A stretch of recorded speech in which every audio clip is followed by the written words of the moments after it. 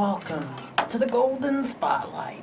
We are 22 West Radio, the next wave of K-Beats. 22 West Radio is 22 West Media and 88.1 FM KKJZ HD3 Long Beach, Los Angeles. This is the Golden Spotlight. Yes, the show where every week I showcase a new individual. Now at this time, I'd like my guest to please introduce himself. Yo, what's poppin'? It's the Hyphenate. I'm a hip-hop recording artist and producer, and I'm honored to be here.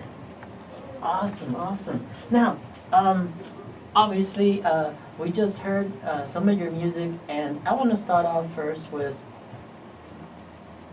the first song that we played. The Storm. Yes, because that, has such emotion and so much story. I felt like that was the perfect song to play, especially as this show also concentrates on getting the story of the person as well. Right, yeah, the Storm is a very, very deep and personal song. It's definitely the most personal song I've ever put out. It's really all about the struggles of my life. So it's a metaphorical storm with just it beating me down, life just hitting me down over and over and making it hard for me to get back up and almost drowning me pretty much. So I talk about when I was a kid growing up with just a broken home. My mom and dad they had a very problematic relationship, mostly in part due to my dad, who was had anger issues and was very selfish. So I grew up having seeing a lot of things happening between them, and my dad would kick my mom out, and not really thinking about the consequences or the effects that it would have on me and my little sister. So we'd end up sometimes like thrown out on the street just because he would get into a simple argument with my mom, and so he created a lot of problems. My first verse of that song focuses on that part, and then the second verse focuses on another big impact, or I guess hardship in my family and in my life, which is when my grandma, who helped raise me, passed away. And the third verse talks about my young adult years, where I was going to college, I was working, and the recession hit. My family went bankrupt. We pretty much became poor. I got into an accident, lost my car, dropped out of school, all kinds of things that happened. It was like another storm after another storm after another storm after another storm. So that's why that song is called The Storm. It features that chick on the hook. And the music video is on my YouTube channel, which is the Hyphenate, if you guys look that up. But I just wanted to tell my story, because the purpose of what I do, aside from making entertaining hip-hop music, I like to inspire and motivate people. And I'm a very positive person, so when people follow me on social media, they see me doing, being a very positive, and I try to inspire people. But I want people to know that I haven't had, the best life, and I've been given a lot of lemons in life, and I've had to figure out how to make lemonade. So, yeah, that's pretty much what that song is about. It's about the struggle that I've gone through, and for those who have any type of struggles that they've gone through in life, just relating to them, letting them know that this is, I know some people think that they're the only ones going through hard times, or they're always wondering, like, why me, why me, why me? But the unfortunate reality is that most humans have some type of hard times at some point or another in their life, and the big picture about it is that you can overcome it, you can survive it, and then you can be on 22 West Radio here with Rob. Tell me about the fast food days. Oh yeah, so I have a line where I mention about how broke I was, and I say dollar menu fast food, and then bills piling up, and all of them were past due. There was a period in my life where I was so broke, man, like it was insane. I pretty much didn't have an actual like home to live in. I was kind of like sleeping out of an office. I didn't have a kitchen, didn't have a fridge, didn't have an oven, none of that stuff. So I didn't have like a way to like really buy myself much food and store it and cook it and prepare my own food. So really what I was doing, I was literally living off of fast food. I was living off McDonald's, Burger King, pretty much dollar menu fast food. I would get like a meal and I would eat like half of it. I would wait a few hours, and when I would start getting hungry, I'd eat again the rest of it.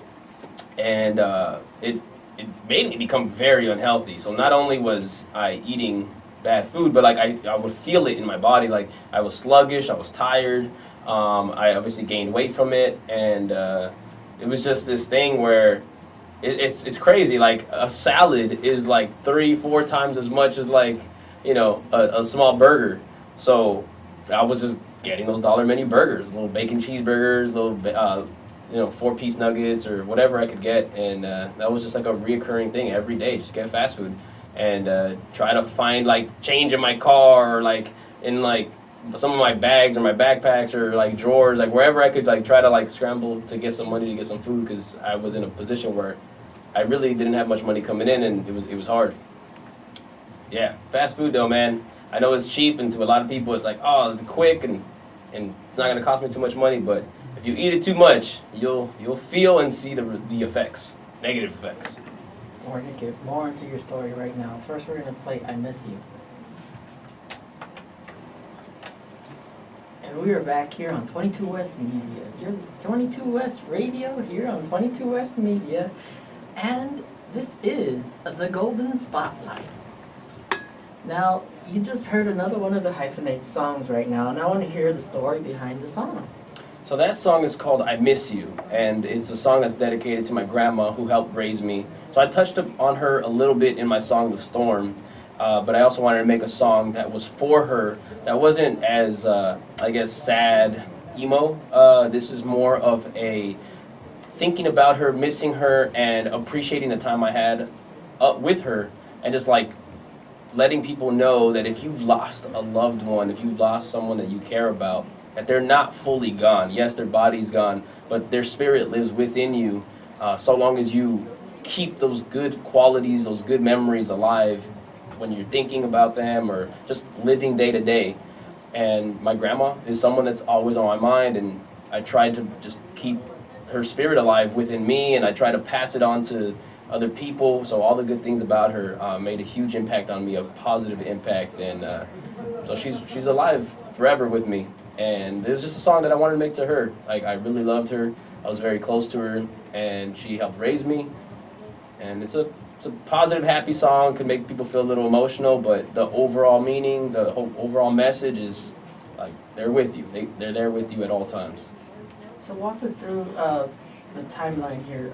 Like, were you in a certain grade at the time, or? When my grandma passed away? Yeah. Yeah, I was kind of young. I had just turned 11. She passed away like 6 days after my birthday that I turned 11. And she was there since I was born, always. This is my mom's mom.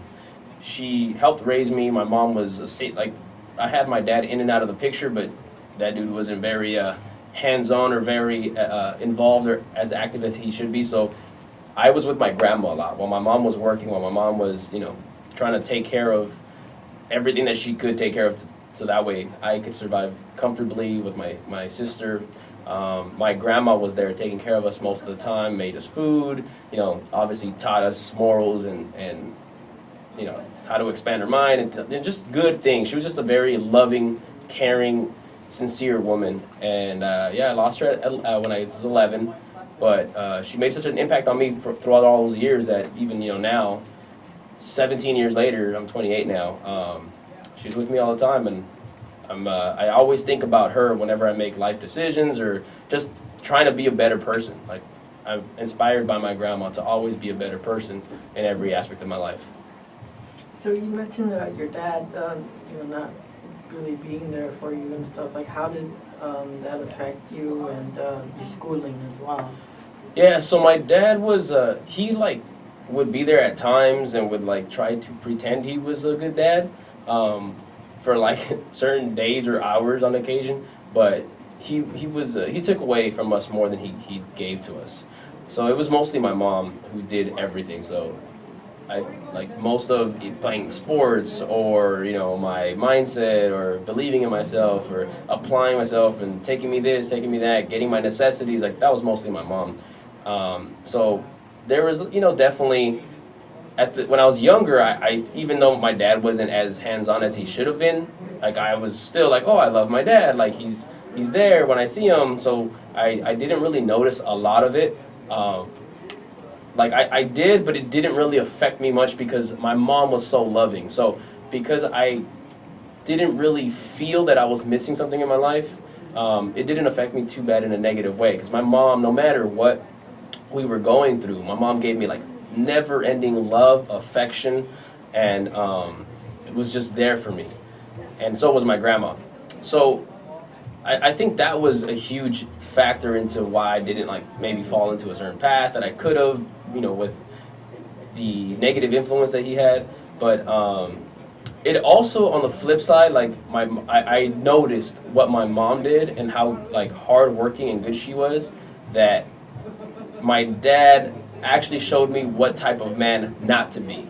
So even though I would have liked to have this great dad that was caring and loving and had my back, he inspired me, by default of just like, don't be like that guy. Be better. This is not the type of family I want to have, or this is not the type of actions or decisions that I want to make. So, yeah, he wasn't the greatest guy, but I learned I learned from him in a way that he didn't really teach me. But it is what it is. Sometimes you have to make the best out of whatever situation you have. Not everything's going to be perfect, and ideally just try to figure out the best ways to keep moving forward. And as you were going through school, what were you like back then? Were you into like clubs or acting, or what did you do during K-12? Well, there's a lot. There are a lot of years there. We want to focus more on like elementary, middle school, high school. All of it, like your whole process leading up to, how you found your calling.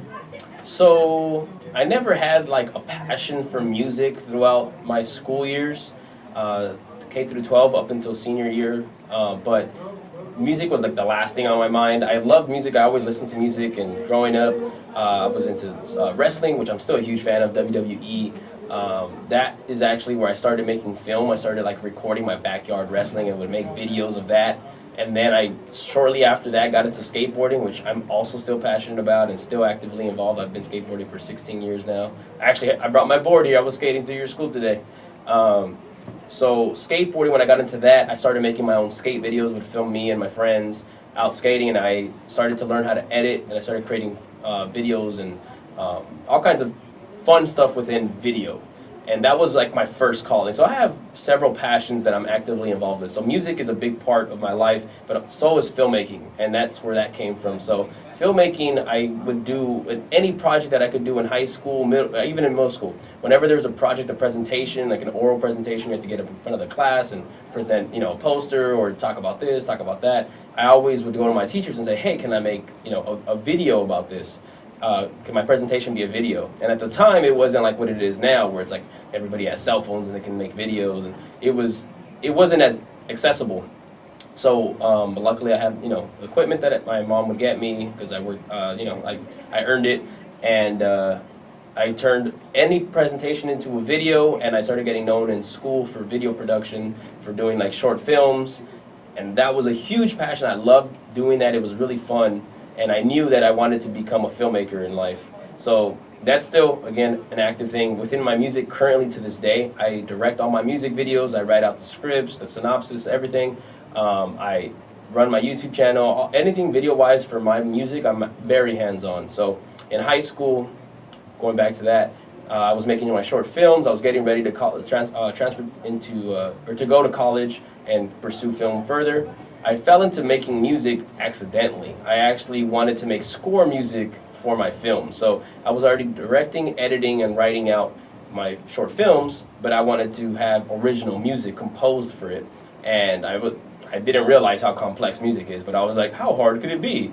So I got some software to make score music, and by default it came with a lot of instruments and a lot of sounds to create any kind of genre of music. So hip hop, pop, R&B, EDM, whatever. It had like all the instruments and all the tools needed to make popular music. So at this time I watched like that movie Hustle and Flow, which is a super dope movie. But there's a scene where like the dude is on the little keyboard and he starts making this beat.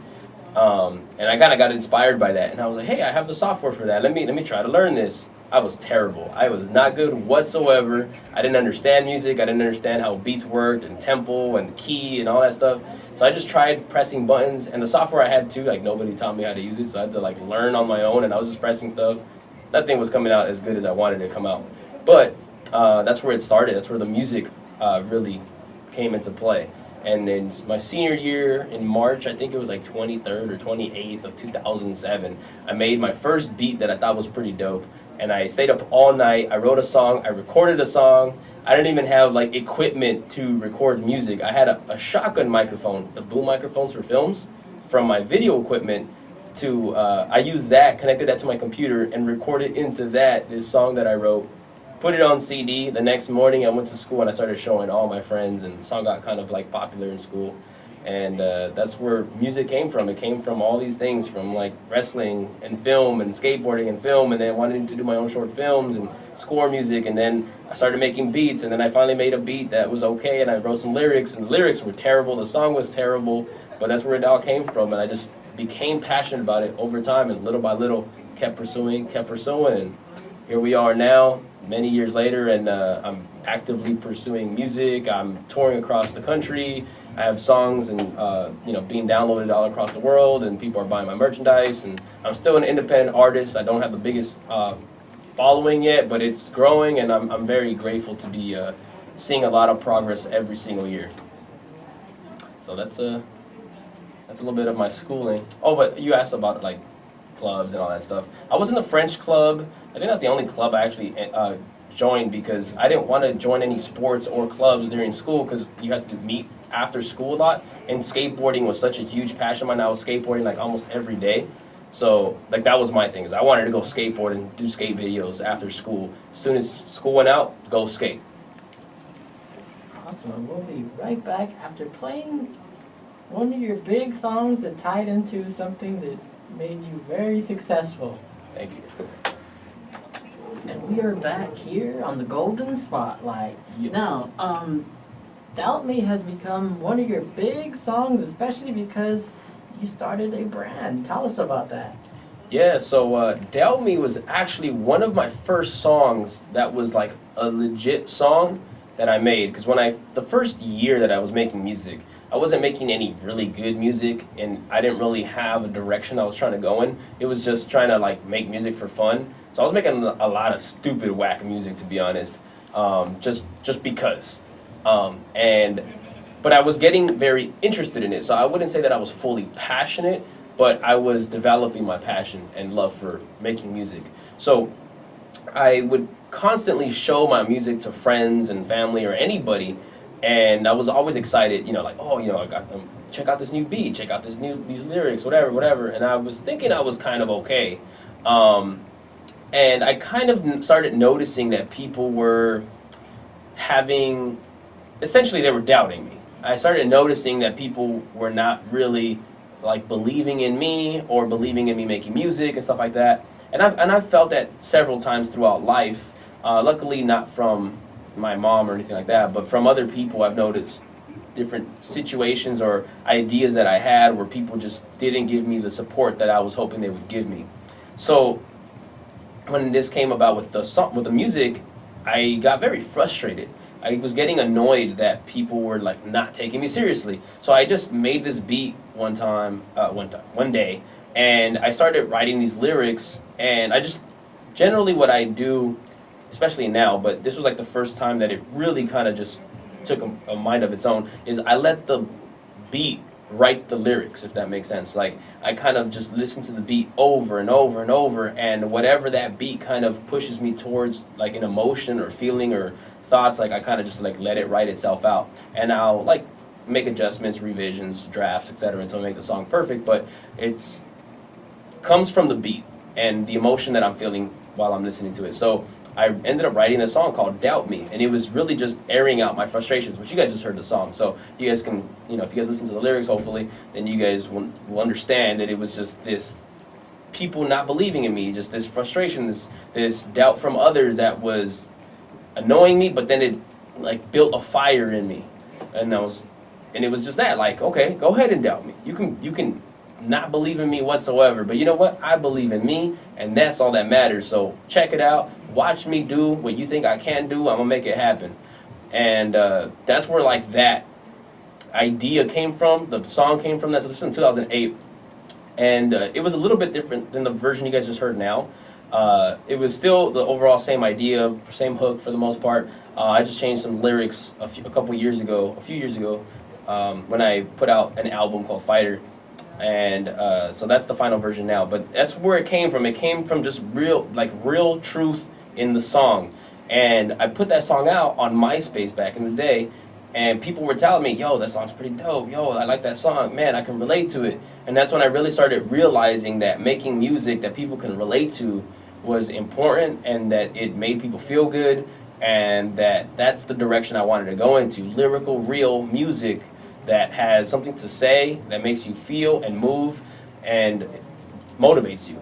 So that's where that came from, and I was making other songs throughout the years, more music, but Doubt Me was always like my anthem. People always like said like, yo, but that Doubt Me song, that Doubt Me song. So I realized like how much like people connected to it, and that there was something bigger than just that song within that phrase. So I ended up turning doubt, and everybody would always be around me and just doubt me, doubt me, doubt me. So I realized, oh damn, this is like a catchy thing, and people can relate to it, and it has a positive message. So I turned it into a clothing line, so now I have Doubt Me apparel. I obviously, like I said, I re-released Doubt Me with the final version on my album Fighter, and luckily I see people using the hashtag. I have supporters that follow me on social media. They'll post up when they graduate or when they accomplish something, doubt me, and it's really dope to see that it's taken off even beyond me. Like some people I started noticing were like sharing the Doubt Me hashtags and stuff, and other people started doing it, and they're like, oh, like the Hyphenate, he has a song, Doubt Me. And it's cool, man. I see people buy the gear like from all across the world, man. Like no lie. I yesterday just had an order from Sweden. So it's really cool that people gravitate, and it's really just that. Like everybody at some point in their life has some struggle, has some hard time, has something where either life or people don't believe in them when they're trying to do something. Whether it's career-based, whether it's hobby, whether it's passion, whatever it is, believe in yourself. And that's what our motto is. Our motto is believing in yourself even when others don't. Now, you've also become quite a community figure as well, and you've had volunteer work, and tell us about the awards and recognitions as well that you've received. Yeah, man, I'm very blessed to like not only make entertaining hip hop music. So, I mean, for everybody that's listening, the most of what we've been talking about today is like my motivational, inspiring music and my deep music. But I make a lot of different types of music. I make club songs. I make super lyrical battle hip hop songs. But yeah, a big part of what I do and my purpose is to create music that people can relate to, music that people can be inspired by, and I have a really big passion for like being like a positive influence on people and inspiring people. So I try to donate my time into community events, community motivational things, and luckily I've been blessed to be asked many times by different nonprofit organizations, schools, different community events to just be a special guest performer, motivational speaker. So what I end up doing is I do my music tied in with a motivational speech. So I do this big performance, and I've done it at schools. I've done it, like, I'm personally not, I don't like to, I guess I'll just say I'm not personally very religious, but I've even done it at churches just because my message is universal. Anybody can gravitate towards it. So I'll do it at straight up hip hop shows. I'll do it at community events for like domestic violence, for stopping, any type of violence. Actually, in LA, there's an annual thing I do, Stop the Violence Movement with the Laura Foundation. I've been a part of many different organizations, and I'm glad to have been recognized by even the city of LA. The entire, I've got a certificate of commendation from the city. I have 5 certificates of appreciation from the city of LA. The mayor of the city of Linwood gave me a plaque and recognition. San Gabriel Valley, all these different places. And like I said, I don't do that stuff just for hey, give me awards, give me plaques. I really do have a passion for being there for people and making people feel good, and trying to bring a positive impact, a positive influence on the world. And I'm glad that I'm able to do it within the cities that I'm around. Now, I always ask my guests, what would you like your legacy to be, and where do you see yourself after retirement? My legacy really is, my whole movement is bigger than me. Yes, I make music, and I obviously want people to listen to my music, watch my videos, and vibe to it and like it and play it and share it with people. So there's a part where obviously it's hey, I hope you like my music. But the big picture for me is to create a movement that anybody anywhere across the world, across the galaxy, you know, everywhere that any like intelligent being can understand, can connect. That's what I want them to do, is just take positives from what my life was, what my music was, my art, and kind of share that. Keep it going. Keep that movement going about, you know, doing good for yourself. Like, believe in yourself. Do what you want to do. Don't let anybody keep you from doing what you want to do, and inspire other people to do the same. So I kind of want just a ripple effect of good vibes, good times, and good art, you know? So I want people to look back at one day and just be like, man, like, he made an impact on people that are helping make an impact on other people, and just like, kind of beyond me, man. Like, I don't care for it to be like, oh, the Hyphenate's this and that, like, praise him. Like, nah, like, what's the big picture? Leave a better world for a better world for the future, man. That's really what it sounds corny, cheesy, but I don't care, man. That's really what it is. But also to be entertained, man. Like, I want people to feel good, whether it's the club songs that get them hyped up, whether it's like the lyrical battle tracks that like, damn, that dude's got bars, whatever it is, man. Just gravitate, connect, show love. How about retirement years? Retirement. You know what, man? I've noticed the type of person that I am. I am a hustler, man, and I don't like to not be doing things. Like, even spending a whole day watching TV, like, I try that on occasion sometimes, and I can't. Like, I'll watch a movie, maybe a movie and a half, and I'm just like, all right, I need to get up and hustle. I need to grind. I need to do something productive. So I don't think I'll ever retire. I know there'll be a time where I vacation more than you know, not. But I'm always going to be doing something. I don't think I'll ever step away from hustle. So whether it's being behind the scenes, like if I maybe put the mic down personally, I mean, I don't think I'll ever do it. I can see myself being 80 and spitting bars, but I'm sure at that point I know I'm not going to be very marketable, so I probably won't sell a bunch of records. But I can see myself writing for other people, helping produce other people, helping, you know, up and coming talent when I get to those, you know, older years. But man, I love what I do, and I'm gonna do it forever, man. I'm gonna keep skating till I can't skate anymore. I keep making music till I can't make music anymore. Like, same thing with film. Whatever it is that I want to do, man, it's never gonna stop until I forcefully have to stop. Now, did your dad find out about all your success and stuff? I have no idea. I know, like, he's on social media, because I have family members, like, on his side of the family that kind of talk to him. Most of them don't talk to him either, though, because he wasn't a very good dude. But I don't know, man. To be honest, I don't know if he, like, stalks my Instagram. I'm sure some of my exes do. I wouldn't doubt that he does, too. So I don't really care. I mean, I mention him in songs and stuff like that. If he listens to them, cool. If he doesn't, I don't care. Like, that, to be honest, like, not to sound like all, like, you know, douchey about it, but, or, like, arrogant about it, but he doesn't exist to me, man. He has no place in my life. So he's some dude who donated. He's my mom's sperm donor. That's how I see him. And so you've had quite a bit going on, and I was wondering, what tips do you have for people who want to pursue the same career you're in? How did you promote your name and get it out there? So there's too much to just say, like, quickly on the radio here, but the biggest thing is, if you want to do something in your life, you have to do it. I come across a lot of people that, like, dream but don't actually hustle, that they don't put in the actual physical work to make something happen, like studying the craft, learning the art, learning how to perfect it, how to become better, learning how to take constructive criticism and even the negative criticism and evolving from there. And most importantly, practice. Like, you have to practice day in and day out, every day, if you're trying to really become, you know, something important with it, or something, you know, great, whether it's technical skill, whether it's following. So that's the biggest thing I can advise, is hustle, and do not stop hustling. Aside from that, definitely, you know, you have to figure out ways on how to use social media. That's the day and age that we live in, that social media rules music for the most part. So you got to learn how to do that. You have to connect with people. You have to, you know, I don't know, everybody has a different personality, but I will say this: if you can have a charismatic, energetic, fun, and sincere, loving personality, people will gravitate towards you, and you'll have more doors open, because people will be like, hey, I know this dude, or I know this girl, you know, she can spit, he can spit, you know, blah, blah, and people will share you more because they sincerely believe in the type of person that you are on top of the art form. So there are a lot of different aspects to kind of growing your name. There's talent, there's skill, there's the work ethic, there's the personality, there is your persistence, because you're going to have good days, you're going to have bad days, and can you overcome those bad days? Can you have a bad day where you feel like it's not possible to keep going, and you say, you know what, screw it, I'm going to keep going anyways. You have to build that, that toughness. You have to build that mindset of never giving up.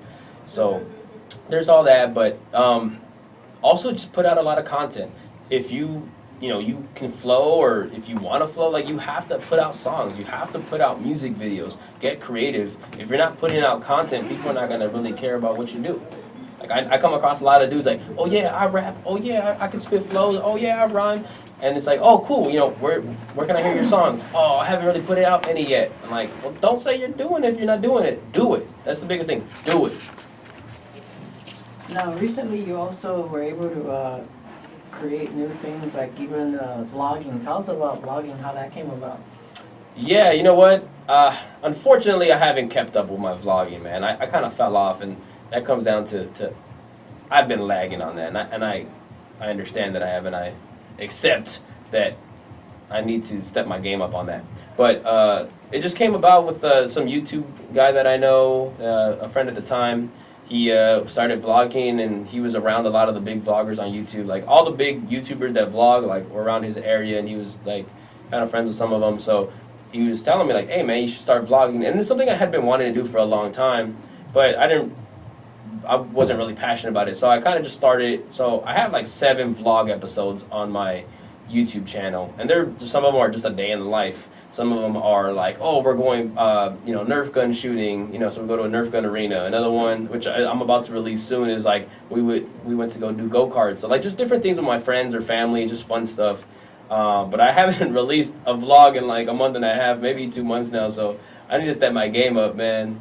But it's fun. Like, really, vlogging is not hard. It's just keeping it entertaining, editing out a bunch of, like, the dull parts, and just keep it quick-paced, keep it entertaining, keep it fun, and just show people, like, the entertaining side of your life. Tell us about your reunion. What happened? My high school reunion? Yeah. Oh, man. I don't know if I could tell some of the stories about my reunion on here. I don't know what the age appropriate, and I'm just playing. It wasn't that bad. But just my 10-year high school reunion came around a few months ago.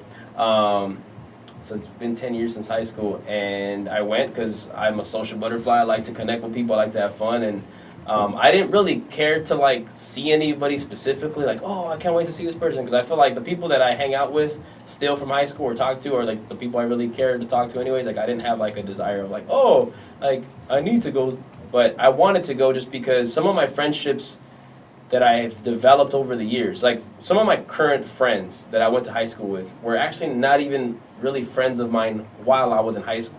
We reconnected, like, on social media, and we ended up having lunch, and then we ended up, like, realizing, hey, like, you're cool, we have fun together. So now I have friends with people I didn't hang out with in high school, and I love meeting people. I love connecting with people more and getting to know people's personalities and vibing out.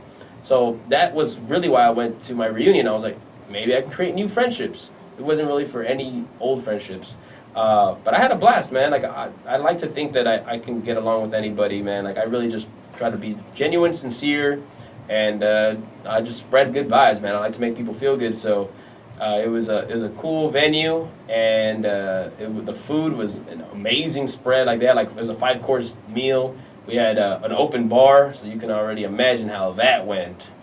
And I got people pretty hyped, man. I like to be energetic and get people excited, so I got everybody super lit. We had a good time, man. I had a personal driver too. Luckily, I had a driver because when the reunion ended, I definitely needed that driver. But it was fun, man. Like, for anybody out there, like, who is approaching your high school reunion or any reunion of any sorts, like, I know some people just get kind of, like, negative about it, like, nah, I don't want to go. Like, all my friends that I have now, I don't need to go to a reunion. Just, it's all about meeting good people, man. Like, when I came here today, like, I talk to people, network with people. It's good to meet new people and create new connections, and just have good vibes, man. How can people reach you? I am everywhere. I am like the wind. You guys can find me at on my website, thehyphenate.net, which has links to everything. Spell it.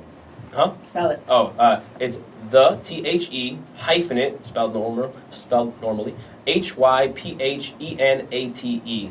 So it's thehyphenate.net. And same thing with Instagram. My Instagram is at the hyphenate. My Twitter, my Snapchat, everything is at the hyphenate. THEHYPHENATE. YouTube, all that stuff. So find me on there. I got music videos for days. I got 28 music videos on my YouTube. I got vlogs. I got beat making videos. I got all kinds of fun stuff for you guys. Artists and producers who have inspired you. Let's see. Eminem, Jedi Mind Tricks, Vinny Paz as a lyricist, Stoop the Enemy of Mankind as a producer, Swollen Members, Dr. Dre. Let's see. Man, I have so many. I'm trying. Nas, Guru, real hip hop, man. I come from real hip hop. A lot of the new music right now is, to be honest, kind of whack. But some of them have some dope beats, stuff like that. So I'm inspired by everything. But I like that the real artists that make real beats and write real lyrics.